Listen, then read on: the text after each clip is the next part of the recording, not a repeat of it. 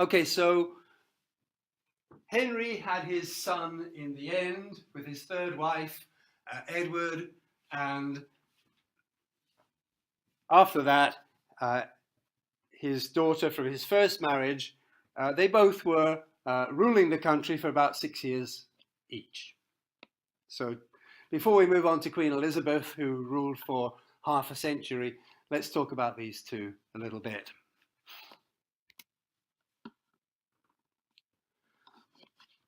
It's a story, it's a bloody story, okay? Particularly Mary is remembered for burning many Protestants, probably about, well, maybe about as many as 600, but maybe somewhere between 300 and 600 people were burned to death. So it's a grisly story. Okay.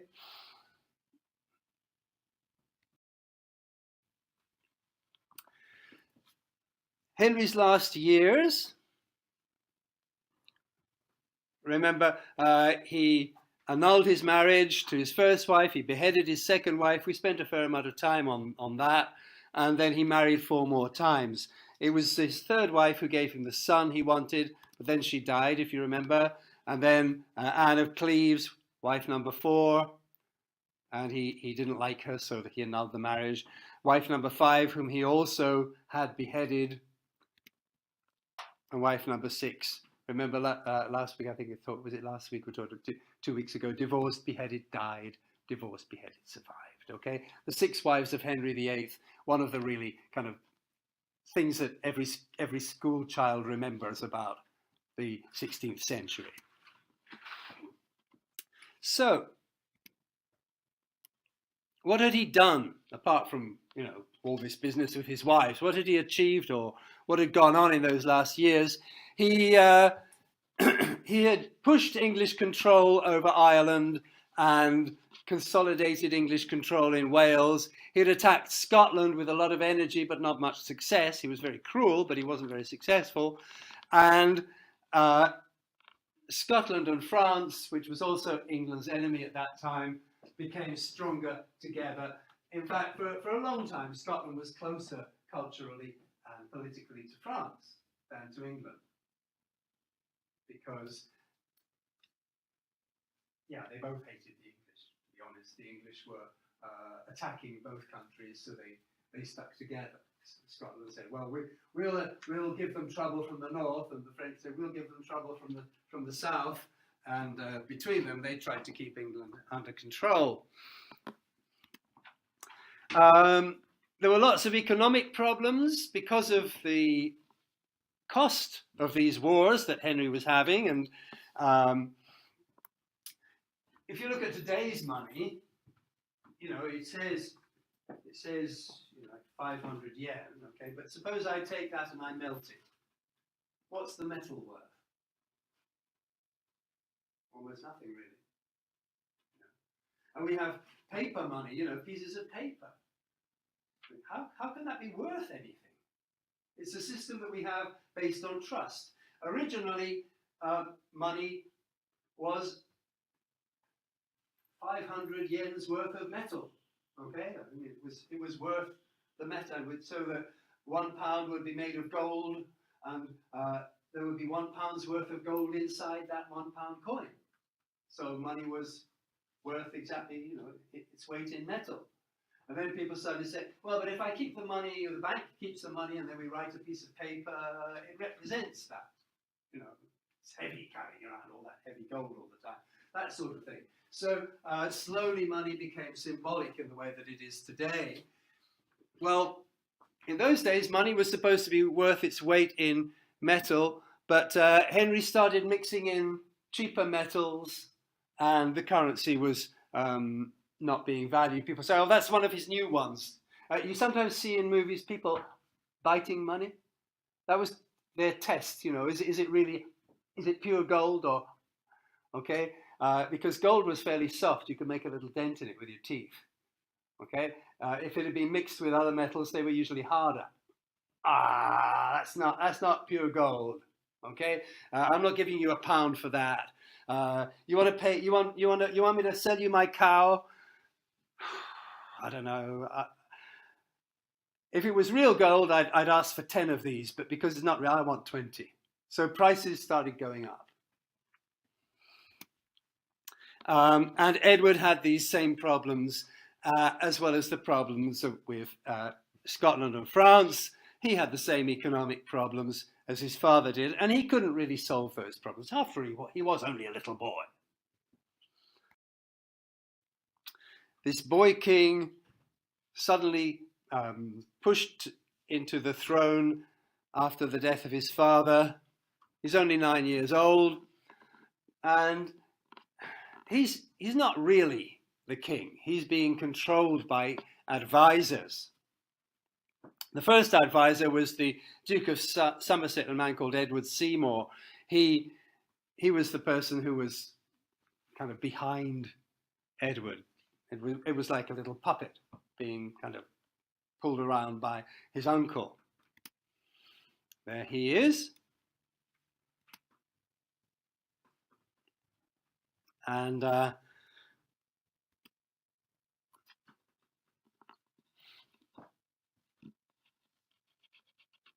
remember Henry's sister, who married the Scottish king, and that's going to be important later on. Even though Henry's sister has married the King of Scotland, Scotland still continues to be an enemy. Marriage was often a way to bring two countries together, but in this case, it didn't really make much difference. England and Scotland continued to be enemies. And Somerset, the advisor to the young Edward, continued with the fighting, the hostilities. And in the end, it was obvious that this wasn't going to work. Fighting Scotland, England wasn't going to win. And so Seymour got kind of pushed out, and a new protector, a man called John Dudley, came in and replaced. Okay, bye-bye. Out you go. Come on. Out you go. That's it. Get rid of him and replace him by John Dudley. As far as religion is concerned, you remember last week I said that things swung right over to the Protestant side with Edward. He did himself strongly believe in Protestantism. He was only a little boy, but he was strongly in favour of religious reform. Whereas under his father, England had stayed doctrinally Catholic. That is, the teachings of the church continued to be basically Catholic, even though it was separate from the Pope. Under Edward, you get these English Reformation, Cranmer, Ridley, Latimer. These people come out, and now we can really show our feelings. We can really. Some of them had been living abroad. Okay, it was unsafe to be one of these reformers in Henry's time. So they're coming back from Europe and saying, right, we can get going. We can have a real Protestant church here in England. Of course, when Edward dies, that's going to be, these same people are going to be burned. Okay, but for now, they are having a time of Protestant reform. Oops, what have we got here? Yeah, it's kind of interesting the way that people like Latimer and these reformers, they didn't have radios or televisions, they didn't have microphones to speak. They would just have public places like these in London and in other parts in other big cities, and people would take a central position, and they would speak out to the crowd, and then the crowd would go and tell their friends, and people would. That's how these things were spread around. Okay, so they didn't have newspapers. Remember, we talked about newspapers in the first class. They didn't have newspapers really in the 16th century. This was one of the big ways that news was spread around, by just people like these reformers or important people standing up and talking and telling people the news. And then people would spread it among their friends and families. Okay, you've got another picture showing the same sort of thing. The preacher up there speaking out, the boy king listening, and the crowd who will later on spread that message through the town. But then, of course, he dies, and we've got Mary. She gets a very bad press, but it's not totally fair. I mean, some of it is fair. Yes, I mean, she did burn a lot of people. It's not such a good thing. And that's why she's got this name, Bloody Mary, which you probably know as a cocktail. Yeah? Vodka and tomato juice, yeah? A Bloody Mary, okay? Well, it's because of the red colour that the cocktail's been given that name, obviously. Now, Edward was the son of Jane Seymour, who was a Protestant, and he allowed the priests to marry. He allowed the prayer book to be issued in English. So he was pushing Protestant reform. And a lot of English Protestants came back to England from other parts of Europe. It was still not safe for Protestants to live in to live in England at that time. So many of them were living in Europe.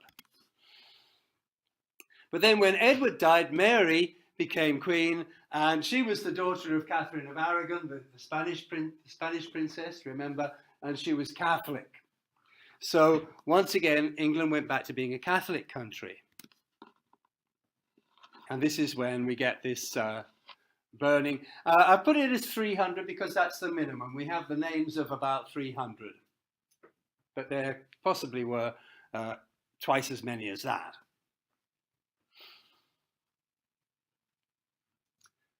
So she's remembered, particularly for the burning of the Protestants.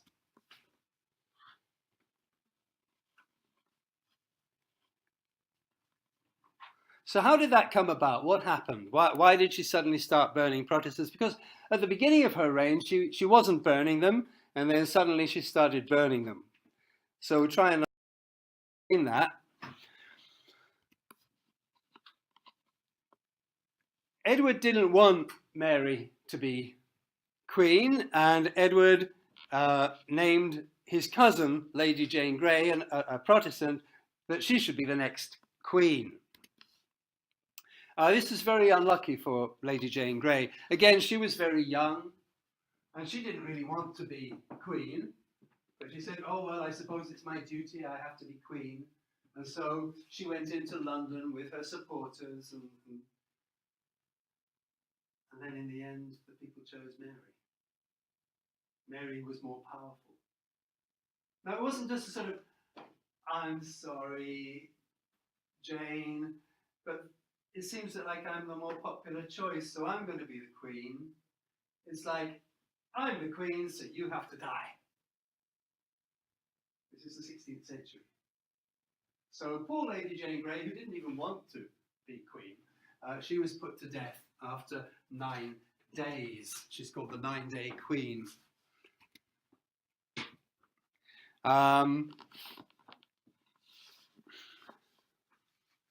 So Mary challenged Lady Grey, and Lady Grey was put to death. Mary was a Catholic, and the only remaining family to be king or queen after Mary died was Elizabeth, Anne Boleyn's daughter. Anne Boleyn was a Protestant, so Elizabeth was also a Protestant. So although Mary and Elizabeth had been quite friendly when they were children, Mary didn't want Elizabeth to become queen after Mary died. Okay, so how can she stop Elizabeth from becoming? Well, one way would be to kill Elizabeth. Okay, but Elizabeth was very clever, and she was all like, "I'm your sister, and I love you, and I would never do anything against you. I'm not trying to be queen." So Elizabeth herself had to be very careful and very clever, but more than that, she needed to have a child. Once Mary has a child, especially if it's a boy, there's no question Elizabeth will never become queen. So it's a priority for Anne to have a child. So she has to get married. And she married Prince Philip of Spain. This was not very popular with the English people. England and Spain had for a long time been kind of fighting each other and not very friendly. And the English people were afraid that they could lose control of their own country, because the law said that when you got married, everything belonged to the husband. So it's okay for Henry to marry a foreign princess because he's the man. He keeps the property. But Mary's the woman. She marries a foreign prince or a foreign king. The property all belongs to him. England belongs to the King of Spain. Ooh, people didn't like this. Okay, they were afraid that England could just become like a kind of province of Spain, basically controlled by Spain. So this was not a popular marriage. Spain was a very strong country at that time. It was the strongest country in Europe. So people were very worried that their country might come under Spanish control. There was a guy called Thomas Wyatt who tried to stop the marriage from happening, but he was caught and, of course, put to death. And then a year after she became queen, Mary married Prince Philip, who then became the King of England and Ireland. So she's got a foreign Spanish prince as the king of the country.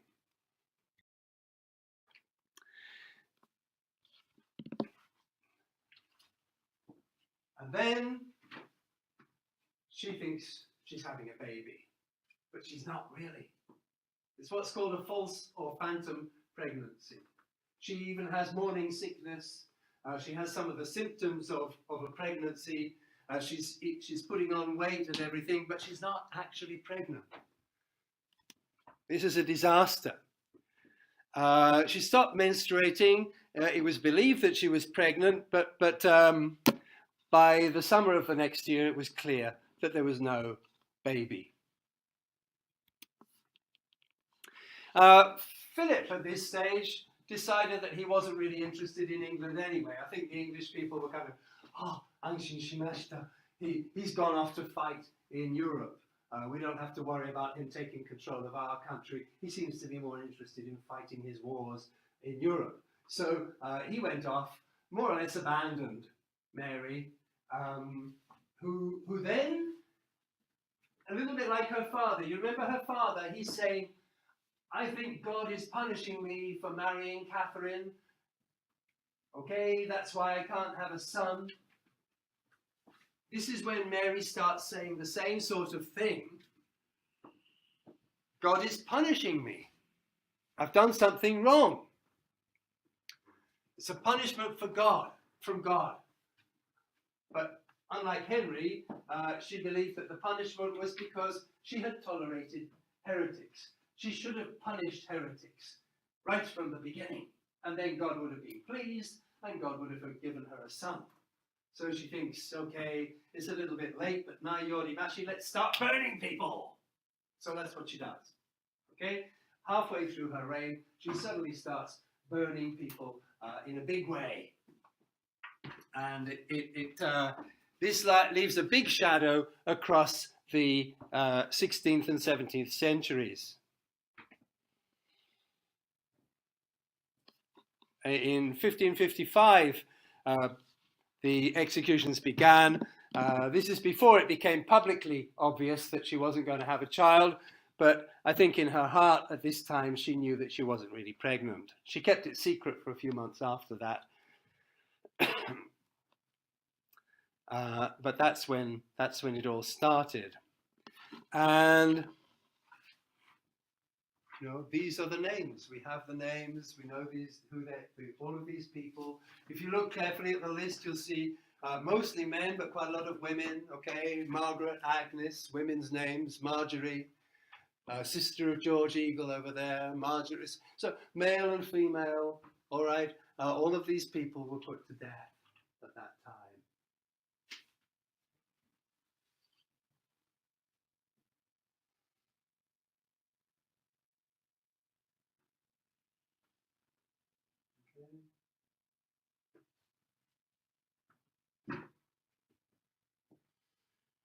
And this has a big effect on England. All through the rest of the 16th century and the 17th century, people remember Mary burned people, hundreds of people. I mean, before, even under Henry, Henry was very violent and nasty, but hundreds of people. I mean, the population wasn't that big, okay, compared with now.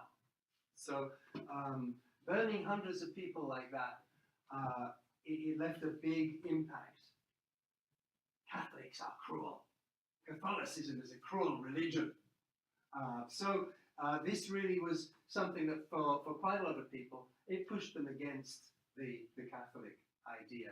And we're not allowed to be free. We have to belong to Rome. We have to be, under the Roma law, and we have to burn if we disagree. This is too much. Okay, it's still a big debate about how England felt when Mary died. Was England sort of saying, here comes Elizabeth, thank God she won't be a Catholic like this, thank God people won't burn, thank God we can have a Protestant religion?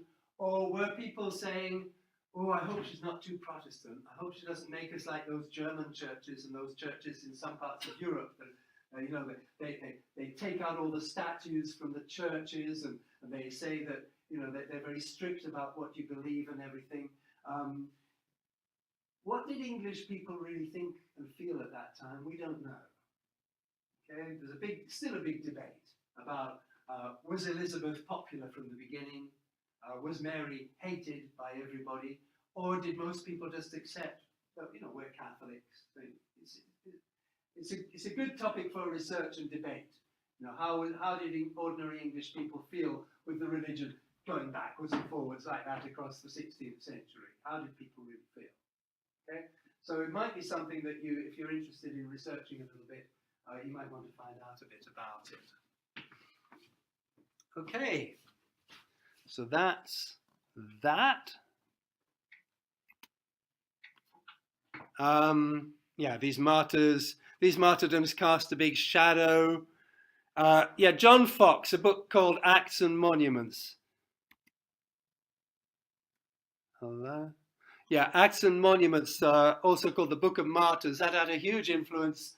For a long time, Fox's Book of Martyrs was one of the few books. If people had, 2 or 3 books in their house, the Bible would be one of them, and Fox's Book of Martyrs would be another.